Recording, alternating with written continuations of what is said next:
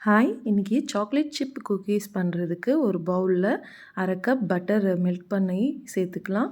அதில் 1/2 teaspoon vanilla essence, 1/2 cup brown sugar, 1/2 cup white sugar 2யும் சேர்த்துட்டு எல்லாத்தையும் மிக்ஸ் பண்ணி எடுத்துக்கலாம் இந்த மாதிரி பீட்டரில். இப்போ ஒரு சீவ் வச்சுட்டு அதில் 1 1/4 கப் மைதா, 1 டேபிள் ஸ்பூன் அளவுக்கு கார்ன்ஃப்ளவர், பேக்கிங் சோடா 1 டீஸ்பூன் சேர்த்துட்டு சலிச்சு வச்சுக்கலாம் தனியாக. இப்போ இதில் ஒரு முட்டையை சேர்த்து நல்லா பீட் பண்ணி எடுத்துக்கலாம்.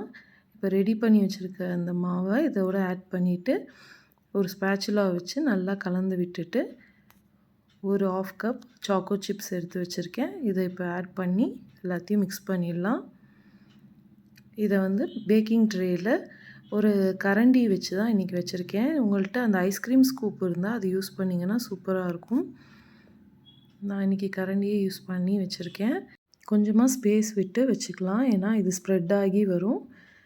லைட்டாக அதோட ஷேப்ஸை அட்ஜஸ்ட் பண்ணிக்கோங்க. இந்த மாதிரி பண்ணிவிட்டு ப்ரீஹீட் பண்ணி வச்சுருக்க அவனில் 180 டிகிரி செல்சியஸ்க்கு ஒரு 12 to 15 மினிட்ஸ் செக் பண்ணி பேக் பண்ணி எடுத்திங்கன்னா சூப்பரான சாக்கோ சிப் குக்கீஸ் ரெடி.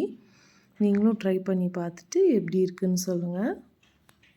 இன்னும் உங்களுக்கு எக்ஸ்ட்ராவாக கொஞ்சம் டெக்கரேட்டிவாக வேணும்னா சூடாக இருக்கும் போதே மேலே சாக்கோ சிப்ஸ் வச்சிங்கன்னா சூப்பராக இருக்கும். பாய்.